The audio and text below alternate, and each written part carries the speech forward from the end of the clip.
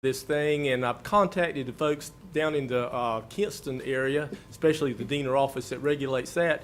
And did you know that the treatment facility there has 6 monitoring wells, and one of the monitoring wells has a nitrate level of almost 3 times what the standard is already? And this is a state-of-the-art system. That's all you hear about in the newspaper. And on the radio the other morning, the Fayetteville Regional Council Executive Director indicated that, you know, the treatment quality is, you know, water quality, drinkable water, just like what PwC provides to its customers. He also said that the treatment system that they're proposing down at the Fayetteville office is comparable to what PwC does. PwC does not spray, irrigate wastewater. They have a designed treatment system of over 50 million gallons a day. There's no way that half this county could handle all that water. Folks, the chicken plant is really something like you've never seen. It's not like any kind of manufacturing plant you've ever been around. Once they start coming, it's kind of like the little bunny. You just coming and coming and coming. You know, they bring them in, they take them out, they have waste, they smell. Short-term money, long-time environmental issues and cost. I mean, everywhere they go, I was just down the other week putting a monitor well in one of those facilities that someone had run over with a tractor. And we were about 100 yards downstream from where they were spraying, and I want you to know that was absolutely special, really special. They smell. Fayetteville, if you look at it, okay. Thank you so much. Our next speaker is Reginald Wells. Reginald Wells, please.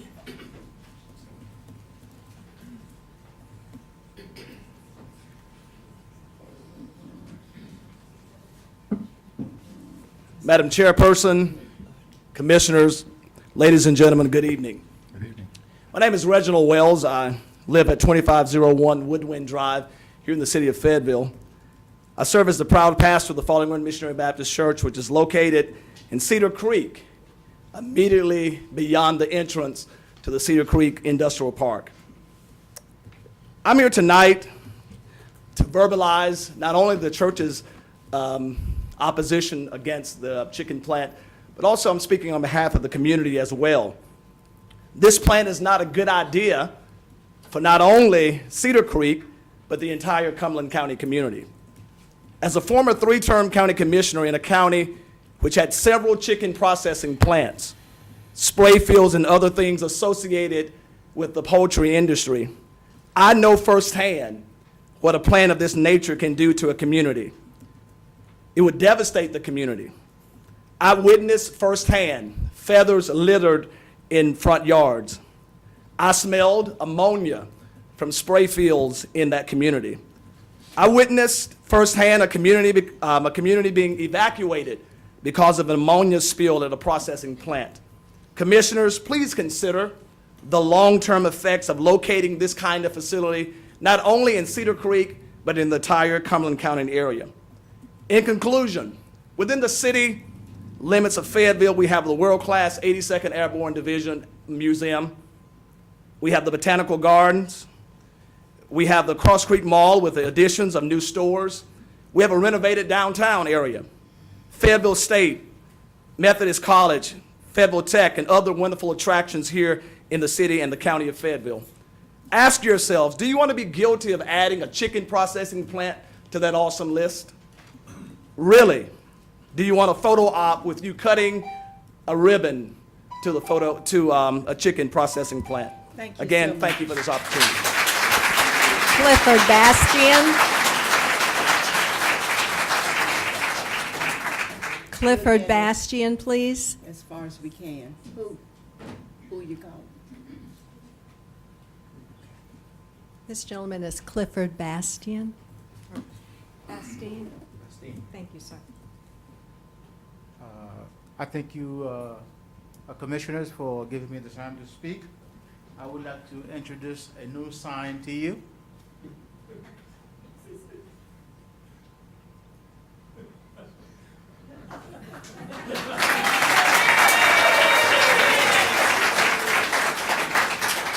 I would like to say a few words in the effect of the chicken plant on our property values.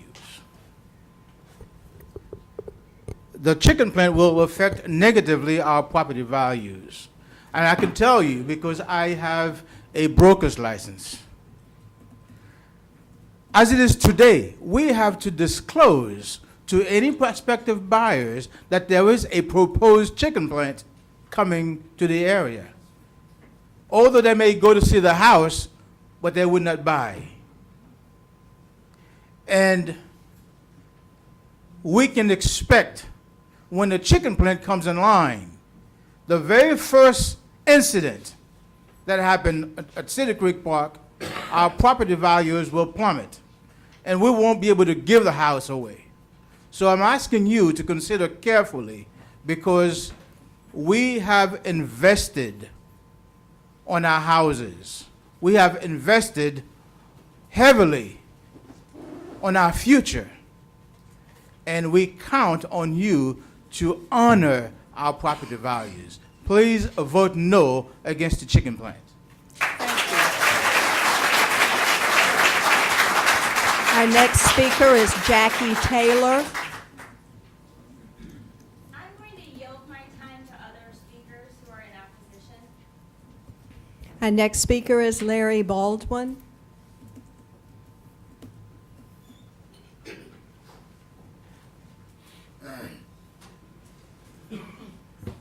Good evening. My name is Larry Baldwin. I work for Waterkeeper Alliance, a water protection organization that works here in North Carolina. I have many years of dealing with Sanderson Farms, starting in Kinston, then when they tried to get into Nash County, and now here in the Fayetteville, Cumberland County area. What I can tell you from my personal experience is that this is a company that does not have the best interest of the people of North Carolina at heart, and they certainly do not give a darn about the environment and the water. They don't live here. Their business practices have been deceitful from the beginning. You are being sold a bill of goods that you, the community, and the Cape Fear watershed don't need. Plus, you are being fed a line of BS, excuse the French, that actually encourages you to dump chicken waste on your neighbors. At the recent Alliance-sponsored one-sided meeting, Sanderson Farms Director Pick Billingsley stated that, and he promised that there would be no chicken houses built in Cumberland County. Sure, that probably sounds good for Cumberland County. But what about the folks living near the Kinston plant within a 30 to 50 mile radius where they will be located? What a marketing tool to sell you the slaughterhouse, but dump the chicken waste on other parts of the state. Are you really comfortable with having the millions of tons of chicken waste being produced yearly as a byproduct of a slaughterhouse here in Cumberland County being spread into the air, rivers, lakes, and streams in the Tar Pamlico, Neuse, and Cape Fear watersheds? Are you comfortable with that waste impacting water quality and communities that already have grave issues with water quality? Are you okay with sending this waste downstream to Duplin County in the Cape Fear watershed, an area that already has the highest concentration of animal factories in the world? Good businesses, good neighbors, don't treat each other that way. Thank you so much. Casey Grover. Is there a Casey Grover?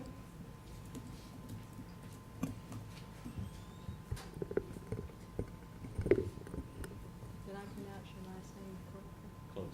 Close enough. What is your last name? Groover. Groover. Think of groovy. Groove, okay. Thank you. Okay. Thank Good evening, Honorable Board of Commissioners. My name is Casey Groover. I live at 2162 Fields Road. I have a master's degree in psychology from Regent University. I'm a Christian counselor, a licensed professional counselor associate, national certified counselor, licensed North Carolina school counselor, and soon to be a certified traumatologist. I am speaking in opposition to Sanderson Farms located in a slaughter plant in a residential area of Cumberland County because of the negative impact it will have on mental health due to the financial stress it will place upon our residents. One of the most consistent findings in research is that financial stress is associated with higher occurrence of mental health problems. Several studies show that parents who were experiencing financial stress are less responsive to their children's needs. Another study found that financial pressures contribute to a marriage without satisfaction, marital discord, and family conflict. Additional research suggests that financial stress puts people at a higher risk of depression, or at least increases the number of depressive symptoms one exhibits. Another study found that depression, alcohol, and drug problems in adults that tied into financial stress cost the Canadian economy in excess of $30 billion per year. In the U.S., it was $148 billion per year. The cost and mental burden of Sanderson Farms will eliminate us from becoming a progressive, financially stable community. We have to ask ourselves this question: is this the best vision and option we have for Fayetteville? If we ask ourselves, the answer is no. The vision for Fayetteville should not be 1,000 jobs that will create economic hardship upon its citizens. However, the vision should make Fayetteville more appealing to the corporate realm of business that will endorse a healthy psychological and emotional well-being among its residents by providing quality, well-paying jobs. Therefore, I ask you to join me and others in developing a greater vision for Fayetteville as we pilgrim together and contributing to a new, more financially stable development for our great city Thank and you. community. Thank you. Thank you. Dr. Gupta.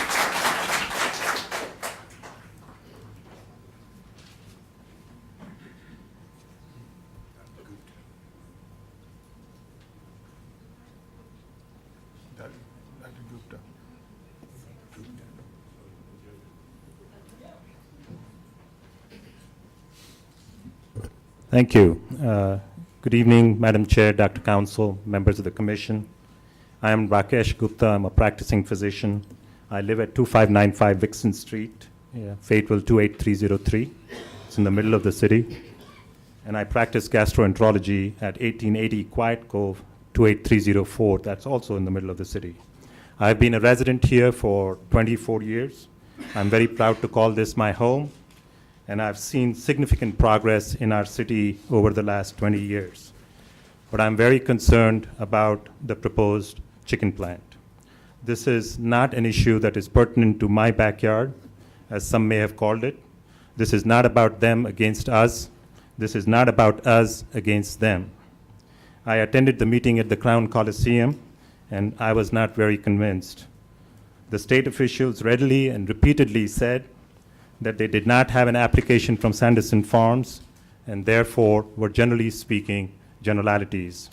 We are talking about a company that proposes to process 1.25 million chickens per week, uses a large amount of wastewater that it's generated. It generates nutrients like nitrogen and phosphate, litter and manure that we are talking about is in tons. A large quantity of the wastewater that will be generated and spray fields and land that is very ill-equipped to handle this.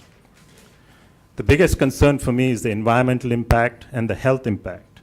The surface water contamination, the groundwater contamination or potential for, the contamination of the river, the feathers, the odor, public health issues, asthma, chronic respiratory illnesses, coliform bacteria, insect vectors, increased pathogens. All I'm asking you to do is to put the pause button on. I know all of you to be very rational, very collegial, and most of whom I've had the opportunity to work with. I ask, like Mayor Shavani did, please commission a study, a social impact study and an environmental impact study. Thank you. I thank you for your time.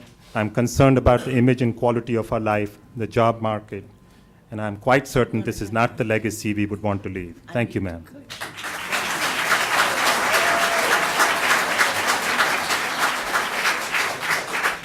Reverend Floyd Johnson. Let's see if we can get in one more. Reverend Dr. Floyd Johnson.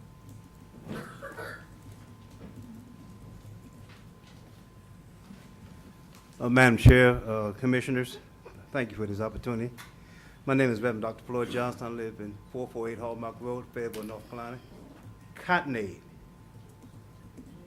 It has been brought to my attention that over 1,000 signed petitioners in opposition to Sanderson Farm proposed chicken processing plant was presented to this board on August 18th meeting.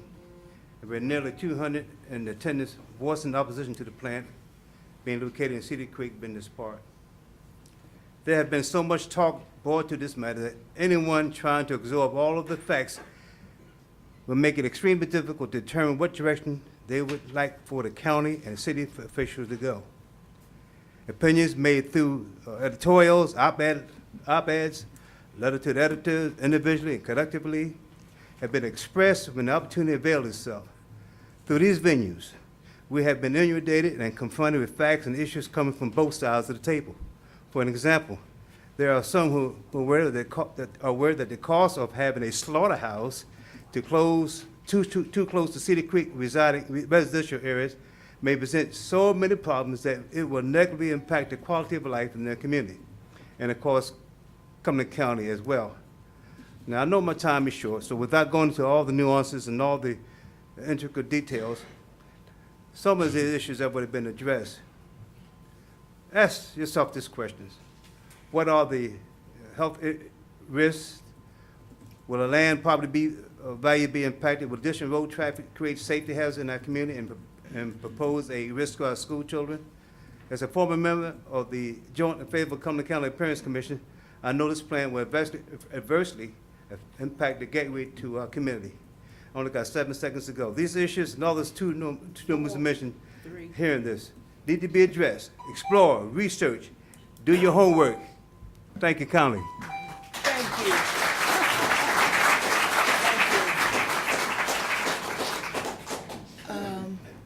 Let me check.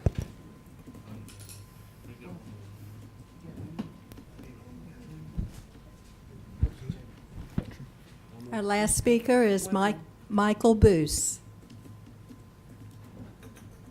Hello, my name is Michael Boos. I live at 309 Farley Place, and I'm here. I had 2 topics, but with only 2 minutes, I know you catch a lot of grief about the hospital, and that was one of my topics, was getting in. I could go on for hours. My dad is just turned 84 last Sunday. He has some very severe health issues, and he's been, unfortunately, in the hospital about 5 times in the last 6 months. Getting in is a nightmare. I'll save that for another night. Once you're in, though, you should be commended for the quality of the medical people you have behind there. He had celebrated his 84th birthday Sunday. He went in for surgery on Tuesday, was out Tuesday afternoon when they thought it would probably be Wednesday. The medical staff inside there, the nurses, the doctors, anesthesiologists, everything were superb. They were phenomenal. Can't say enough good stuff about them. I don't know what it is. I don't know where you need to send the administrative folks at the guarding the gate to get in, to go for training, but your medical staff is beyond reproach as far as medical treatment and care of my father, as far as I'm concerned. There's a Dr. Childre, very cutting-edge urologist here in town. I've been to 3 others for him and got the same 3 stories from those. Went to her. She was willing to try something new. She's new here in town. We recruited her to get here. It was a good move on behalf of whoever got her from the hospital board to bring her up here.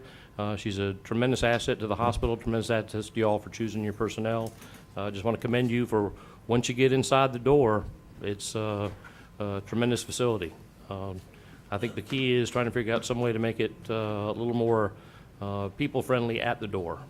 And if any of you have any questions about that, I've bent the ear on a few of y'all and trying to get my dad in there. And a couple times when I couldn't even get him in, I had to call a ambulance to get him in because me bringing him in wasn't good enough. I had to call an ambulance just to get the call, even though I already had him there, just to get him in because ambulance is better. Thank you. And we'll be in touch on that one. Thank you so much. Thank you, everyone, for participating in our public comment period. It is always held on the 3rd Monday of every month at 6:45, from 6:45 to 7 o'clock p.m. We have a public comment period. So thank you so much for joining us for this one. Feel free to stay for the rest of the meeting. And also, we look forward to hearing from you on other issues of interest to you at future, not that you can't come back and talk about that one. I meant on issues that you're concerned about at the public comment periods, okay? it is very good to be involved in community affairs. Thank you so much. At this time, if you wish to be excused, you may be excused, but also feel free to stay for the rest of the meeting. 2 minutes. 2 minutes. Kelly, 2 minutes. You know, one thing I like, how many of them were here at the last meeting? So a lot of faces.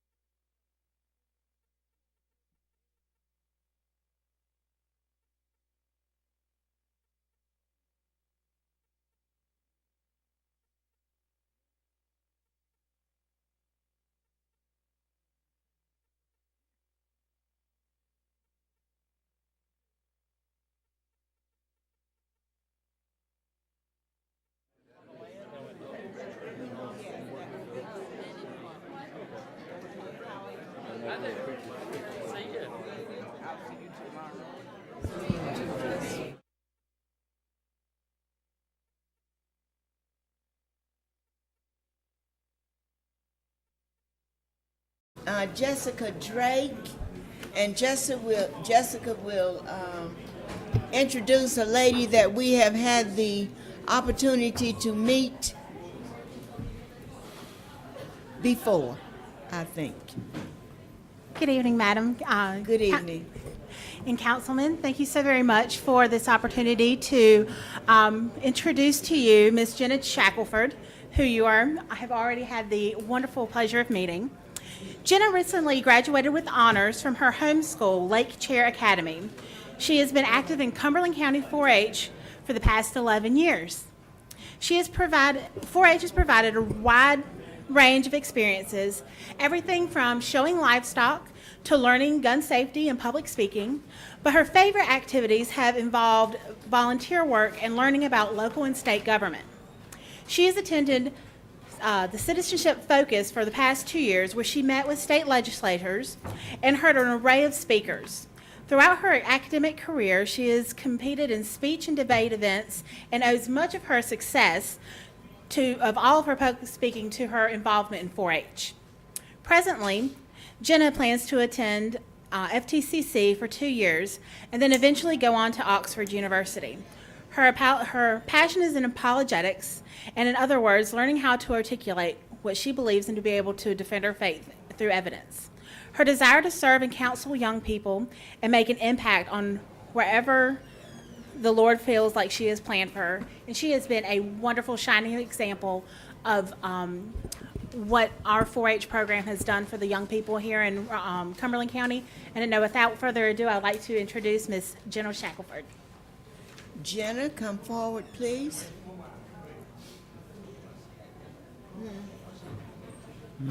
Yes, and we enjoyed having breakfast with you. There wasn't even enough room for me at the table. But so many commissioners came, but I did enjoy meeting you, as did the rest of the commissioners. Thank you so much. Thank you. Thank you all just so much for allowing me the opportunity to be here tonight and to represent the county as the youth delegate at the Youth Voice Summit. When I was 6, I started in 4-H with the Market Lamb Project. Our family had this lamb that was named Baxter, and we all had a blast taking care of him. We all learned to wash him and learned how to feed him and all that different stuff, and it was just a blast, and it just taught me great responsibility, and that's what kick-started my love for 4-H. Things like that are really important in 4-H for an organization whose motto is to make the best better and whose slogan is to learn by doing. That's another reason why I am so thankful to have had the opportunity to have attended the Youth Voice Summit, because we've learned to learn by doing at that conference. One of my favorite things that I had the opportunity to do was I got to talk to you guys. It was just so great to be able to sit down with y'all at breakfast and just talk about the different things going on in the county and what you guys are doing as commissioners and what you're passionate about. It was just really educational for me and really interesting for me. I enjoyed being able to have the opportunity to interview Commissioner Edge. Thank you so much for that opportunity. I learned so much about what a commissioner does through that. At the conference, we had the opportunity to tour county facilities like the jail, and the sheriff came and talked to us, and he told us about his job, and that was just really interesting for me. I think my favorite part of it all was we played a game that they play at the UNC School of Government called Bottom Line. It's a budget simulation game. It was the best and worst game I've ever played in my life. It took about 2.5 hours. For the first hour, it was really fun. What you had to do is they'd give you a scenario, and they would say, okay, well, this area, there's a lot of money that's being cut from this area, so you're going to have to cut money from somewhere else to make up for that amount. So at first it was kind of fun, and we'd argue at our table about what was most important and things like that, and we'd kind of have this little debate, and it was a lot of fun. But about an hour in, we really didn't want to be playing the game anymore. And it wasn't because we were getting bored or because we wanted to be doing something else. It was because reality set in, and we realized that that's what you guys have to do, and that budgeting is hard because all those areas are important, and you do have to cut money from areas that matter. And I have a great deal of respect for you guys, and I did even before the conference, but it just made that respect for you grow that much more because I realized how difficult your job is and that you're giving up your time to serve the community and try to do what's best for the community. So overall, it was a fantastic experience. I made a lot of friends. I learned a lot about how the county government works. It was just a fantastic experience for me. I think the biggest lesson that I probably took from it was I think a lot of the time teenagers think, well, you know, I'm just a kid. What I have to say doesn't really matter. But since I had the opportunity to talk with all of you, I realized that you guys really care about what our generation has to say because we are the future generation, and what you're doing now is going to affect us. So our input does matter. And I learned that I can call you up or I can email you and I can let you know what I have to say. I can come to public hearings. I can give my input as a citizen. And that was just really a fantastic thing for me to learn because that's really important that youth know that they have that opportunity and that they can learn by doing and they can take that effort to make their community better. So thank you so much for having me here tonight, and thank you so much for letting me represent the county. Thank you so much. We appreciate it. Would you come up behind, please?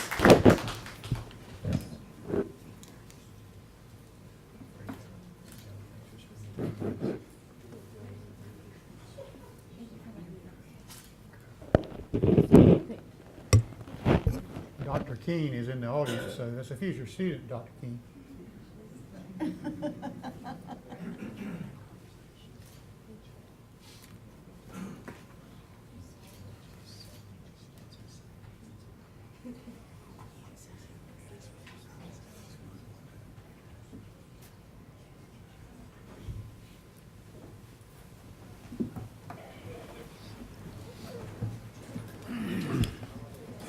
Senator, thank you for joining us. You couldn't get a seat earlier, I don't believe. But thank you so much for joining us tonight for the meeting. Item number 1, ma'am, is approval of the agenda. Offer motion approved. Second. All right, you've heard the motion and the second. Those in favor? Unanimous. Item number 2 is the consent agenda. Offer motion approved. Second. You've heard the motion. Those in favor? Unanimous. All right, thank you. Item number 3 are our public hearings. We have 2 uncontested conditional zoning cases. The first one is case P 14-41, and the second case B is case 14-42. Thanks. All right. And we've had, even though it's a contested case, the opposition did not show tonight for the contested case. Okay. She didn't sign up and she's not in the audience, so if you would like, you could move that up also. All right. With no opposition, we will move the contested case, case CP 14-40, up to uncontested, and I will entertain a motion for the 3 cases. Mr. Ed. I was thinking Rick wanted to say something. Oh, I'm sorry. Madam Chair, even though they're uncontested, you still need to open and close the public hearing for, Oh, okay. I'm sorry. and that can be for all three cases. I guess I'm covered in feathers. Okay. I need to open the public hearing on case P 1441, P 1442, and P 1440. Are there speakers? There are no speakers. No speakers on either case. I will close the public hearing. Madam, I'll make a motion. Yes. Motion is to find the request consistent with the LUP and approve and adopt the reasonableness statement. Second. All right, you've heard the motion covering cases 41, 40, 41, and 42. Are there questions? If not, those in favor? Unanimous? Madam Chair, just for the record, that motion was for the For all statements three. as set forth in the agenda package in full. Yes. And individually, Madam Chair, I'll make a motion individually on each one of those because they are different. Mr. Moorfield, correct?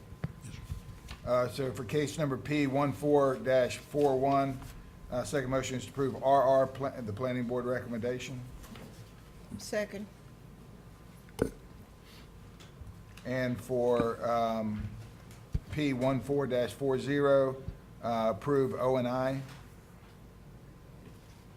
Second. Okay, and finally, 1442, approve A1. Second. Okay. All right, you've heard the motions and the seconds. Are there questions from anyone? If not, those in favor? Unanimous? All right, thank you.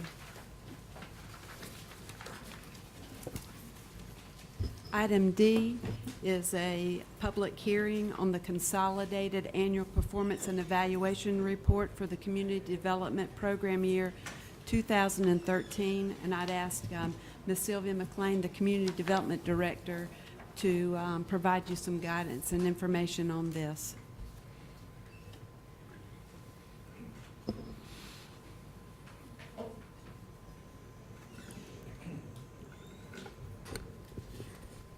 Good evening, everyone.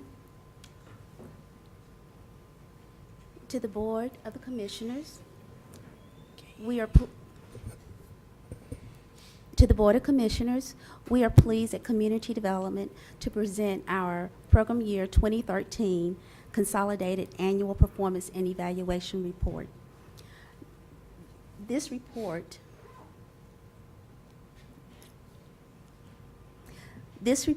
is required by HUD to detail the program accomplishments and meeting the goals and objectives of our annual action plan.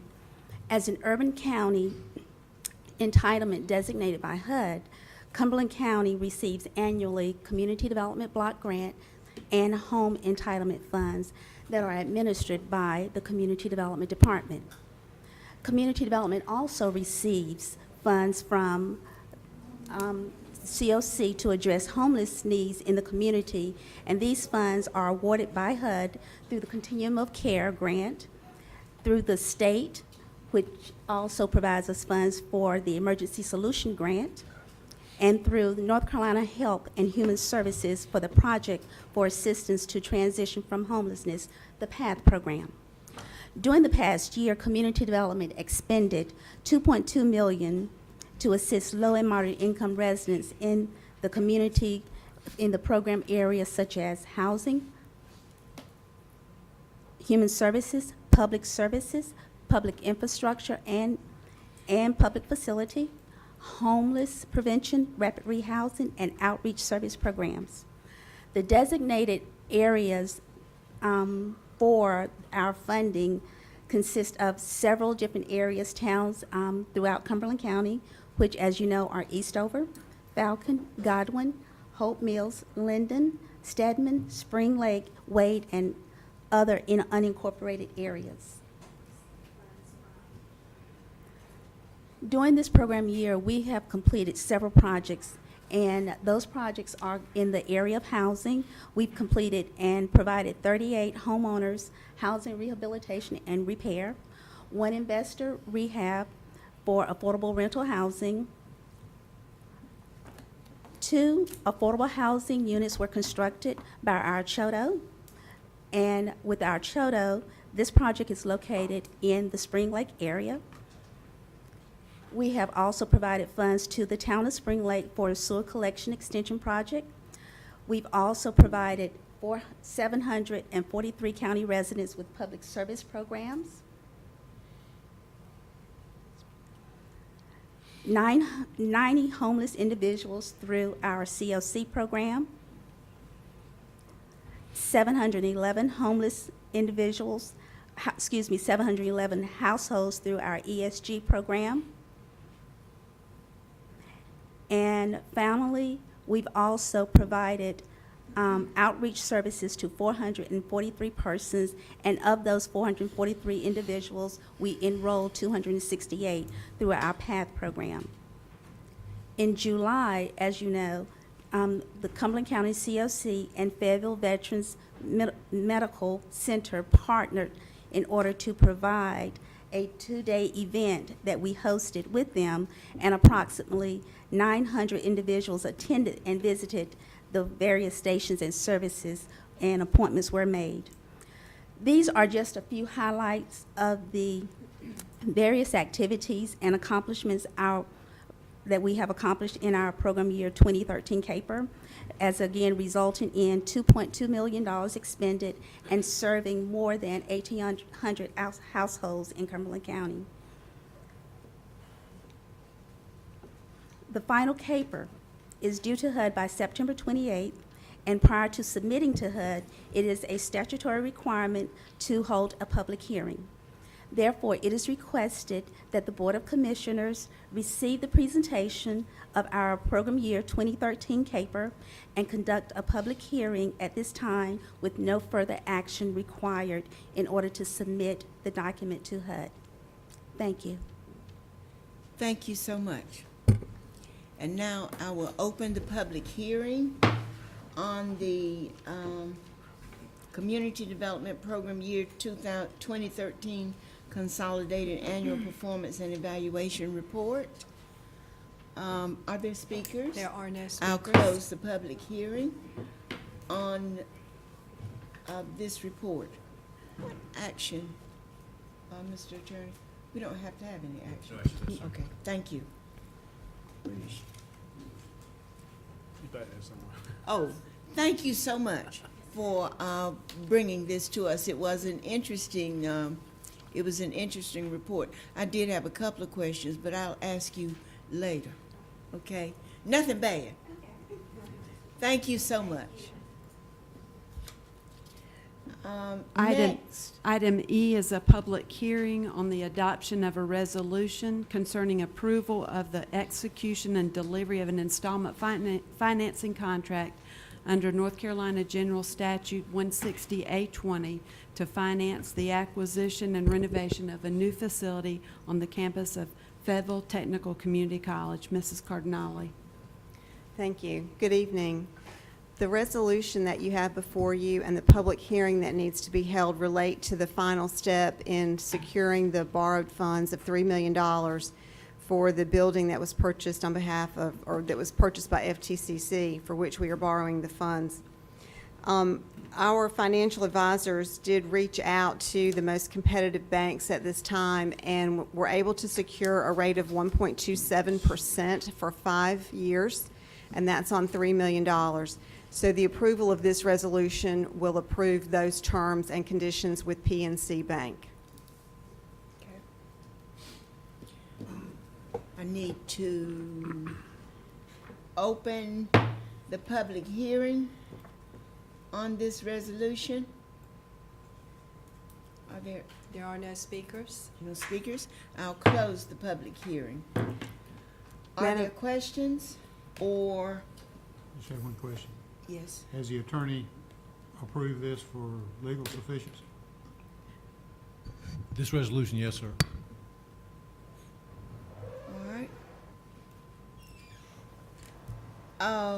All right, then Would it be in order for us to ask Dr. Keene to comment on where this program is at this point?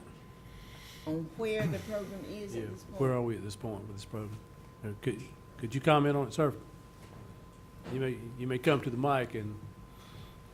Because they weren't trying to buy the building. Thank you for the question. I'll tell you, the program's moving well. We're in the process right now of refurbishing the building. We've gone through the state construction folks. We've gotten city inspectors out there to look at it. Everything's ready to go right now.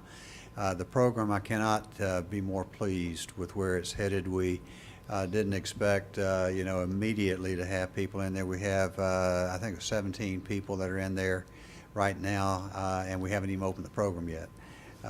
We have met with a wide variety of people. We've had 2 companies offer to employ the first 3,000 people we finish, and they're located all over the United States. We have companies, we had people in Chicago this past weekend meeting with major employers, major companies that not only hire but have these individuals in their shops all over the United States. And they have already told us they're coming to us with assistance to help in this area, to include equipment, to include resources, and basically, and I think most importantly, the pathways to employment for our people, not only in our community and our county, but in other places throughout the United States as well. So I'm really pleased with that. That accommodates the needs of our soldiers that are exiting, among others that have a desire to move to other places in the country. Mm-hmm.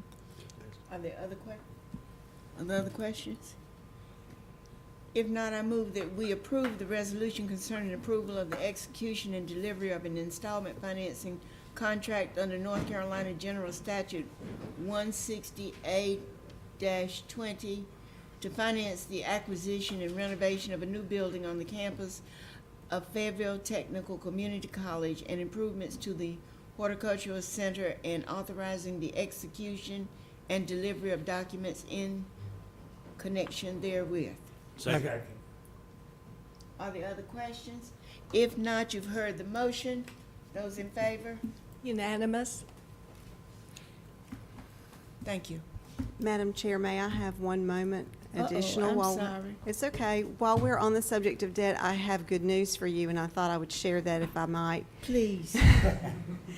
About every 2 years, Standard & Poor's and rating agencies are required to go back and do a review of any debt that they've already rated. And about 10 days ago, we were required to sit down with Standard & Poor's and go over what they call a surveillance review. And they went over basically all our financial components, asked questions in a lot of different areas about Cumberland County. And I did get a phone call late Friday that affirmed our S&P rating of a AA+, and they also maintained our stable outlook. So I thought I would share that with you. Hot diggity dog. Thank you. Thank you so much. Item 4, nomination to boards and commissions. The Cumberland County Juvenile Crime Prevention Council. There are 3 vacancies. Madam Chair, I'd place in the nomination the names of Christine Thomas, Juanita Baker, and Louis Leak, all of whom have been recommended by that council. By the council. Okay, are there other nominations? If not, we'll go to item B, Workforce Development Board. I believe we have, Madam Chair, I'll take that.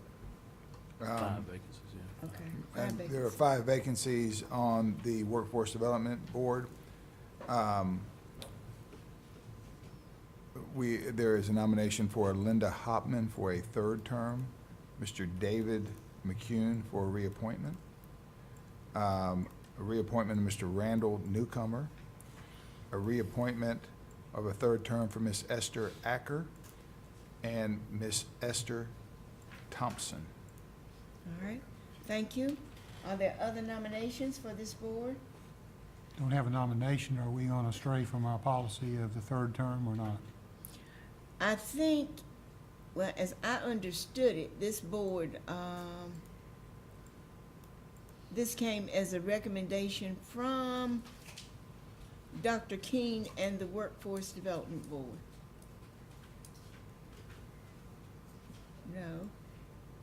the Marketing Bylaws and Nominations Subcommittee Chair.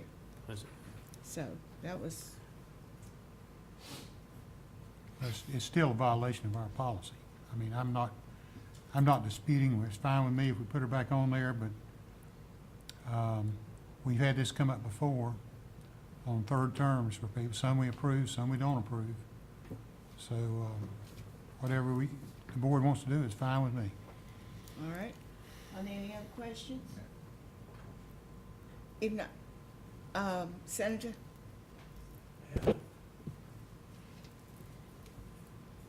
Madam Chair and members of the commission, as the director of the Career Center, and we work with the Workforce Development Board, you'll have to pardon my voice. The makeup of the board will have to be changed after the first of the year because of federal statutory provisions. So this appointment will only be for a very short period, and we'll have to be coming back before you next year to reappoint a new board to comply with federal statutory provisions. All right. Thank you. Is that, okay. That's reasonable. What? What federal statutory provisions? We've got the same issue with the next one, Yeah, the next one, same way. The next one, next board is the same way. Item C, so as guidelines change, we just adjust. What federal statute?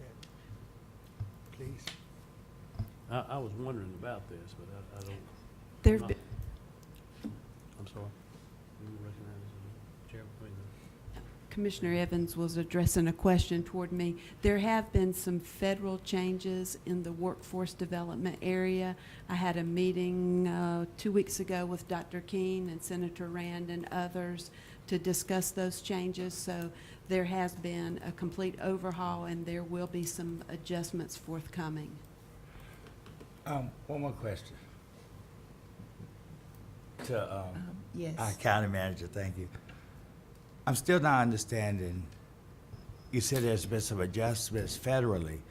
What adjustments have been made to keep us from nominating someone else from this board? They are, I can't recite those to you directly, but one of the provisions is that it changes the makeup of the board members. And so, but those come into effect, I believe, January 1st, and so instead of making a change now, when it becomes effective January 1st, there'll be new categories for board members. Well, any time we vote on new members, it's going to change the makeup of the board anyway. I'm just not understanding what the difference would be if we change the board makeup now versus a year later. Is it something that these, I mean, I know they're privy to a lot of information that they have learned since being on the board, but is it not something that someone else can grasp once they are nominated and possibly selected? I think that Dr. Keene has more knowledge of this than I do. I had a brief meeting with him, and so Dr. King can probably give you more of the specifics, but the way I understand it is the categorical positions are going to change as of January. Well, I would like to hear more specifics because it's not making sense to me.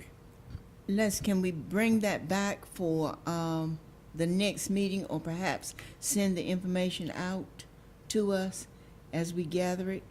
And so what does that mean as far as the nominations are concerned? at Just this hold point? the nominations just as they are, because as I understood it, maybe I'm wrong, there was no sense in bringing in on a brand new people when it was going to change in 3 months anyway.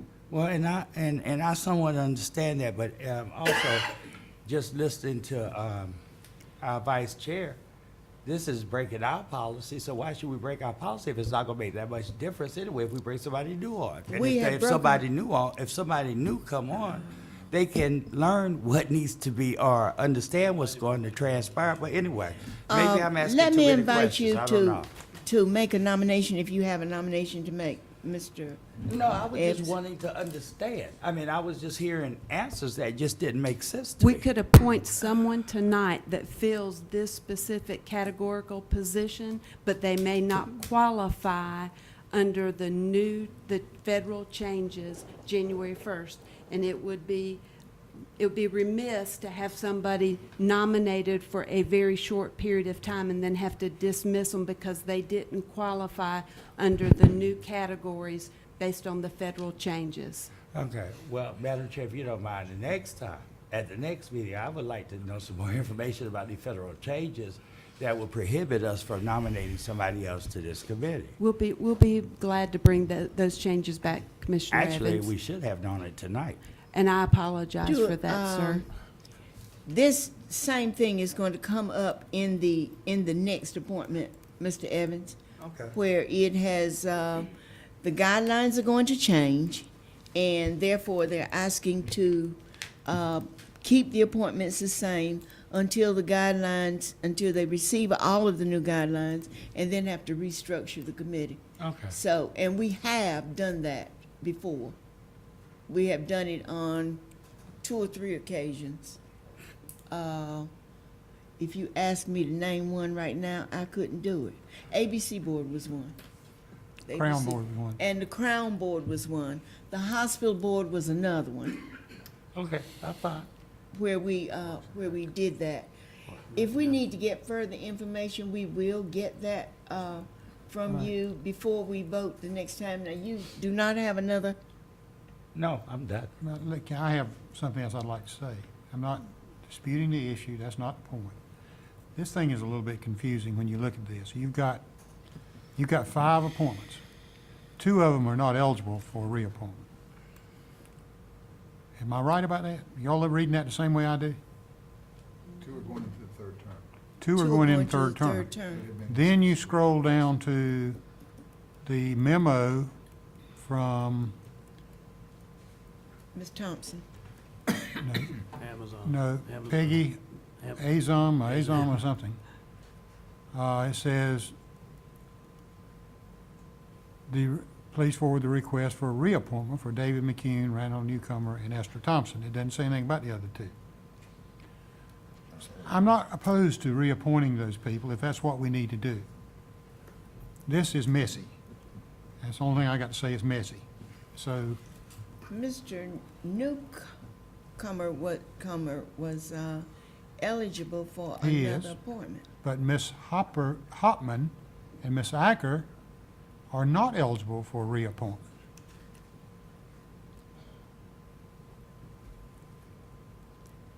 One expires in October 14, one in November 14. Now, Esther says that she believes it's in the best interest of the board to reappoint these people at this point in time. And I can raise my hand and vote for those people if that's what this board needs to do. I'm just pointing it out. It's messy. All Can right, we just thank bring you. this item back the first meeting in October, and we'll provide some clarity? Is that the wish of the rest of the board? That's what I need to know. 'Cause I've only heard from I'm 2. prepared to move on. I can prepared. vote for it tonight. I'm That's prepared. no problem. Well, actually, all we're doing is nominating tonight Nominating. We're anyway. nominating, so we'll be voting at the next meeting. So, What I suggest is you bring the information back. If we have any heartburn with it, we can take action then, because all it is a nomination tonight. I think we'll get the information within the next week. I hope. All right, let's go on to the Joint Appearance Commission, which is the same issue. Okay?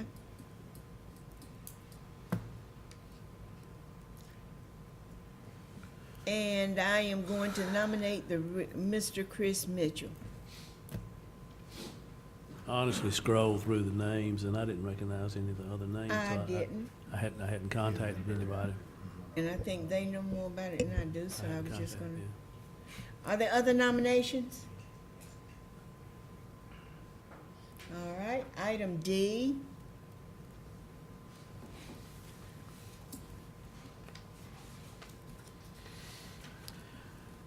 Madam Chair, I guess we're all gun shy, but at this point, I would place in nomination the name of and Up contractor.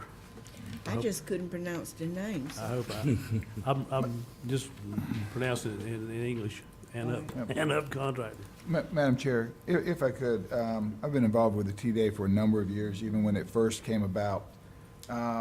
And although the intention was very good at the beginning with over 100 and under 100 rooms, the TDA has found it increasingly difficult to fill some of these slots. And I would ask the attorney if there was some way that we could go about and maybe reconfigure it in some way to make it more inclusive to other members coming in. What we're finding is the same people are coming on and on each time. And at the time when these appointments were made, it worked very well, but it's not so the case right now. Do we need to go back to the General Assembly to do that? I think the membership categories are prescribed by the local act. It's a local act, it's not Okay. a general statute, so it would take legislative action. Okay. But we can flesh that out. Okay, thank you. All right, thank you. And that will go to the Policy Committee? Do you want it to go through the yeah. committee process, or? Yeah, that'd be fine. Policy. We'll get a report for the policy committee on what steps need to be taken. All right. Thank you. Thank you. Item 5.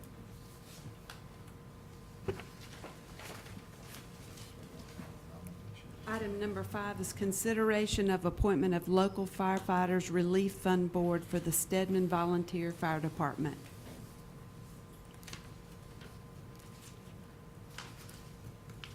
On this particular item, apparently under North Carolina general statute, there is an article that addresses having a board of trustees for the firefighters relief fund.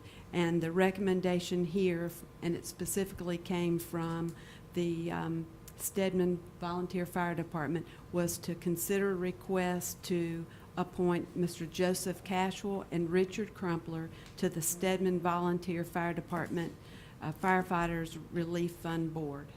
All right, unless Mr. Melvin has some additional information. No, I'm good. It's good. As our liaison, I'm going to nominate Mr. Joseph Cashwell and Mr. Richard Crumpler to the Stedman Volunteer Fire Department's Relief Fund Board. Item 6. Item 6 is the same type of request for the West Area Volunteer Fire Department, and the recommendation received from the fire chief is to appoint Frank Ramey to the West Area Volunteer Fire Department Firefighters Relief Fund Board. I don't have it in front of me. I can't find it. Madam Chair, at this time, I would nominate Mr. Frank L. Ramey to the West Area Fire I'll second. Department. Thank you so much. Okay, time out, we do need a second. Okay, these are appointments, I'm sorry, so we do need a second, my bad. Oh, I'm Jimmy second. sorry. We Jimmy need second, to, need we a have a second. second, and we need to vote on both of them. Yeah. The Stedman Relief Fund Board and the West Area Board. Are there any questions about these appointees? If not, those in favor of the motion? Unanimous. Thank you. Ms. Edge? Madam Chair, we have one appointment to the Local Emergency Planning Committee, and I would recommend Marcus Ingram. Second. Has been nominated.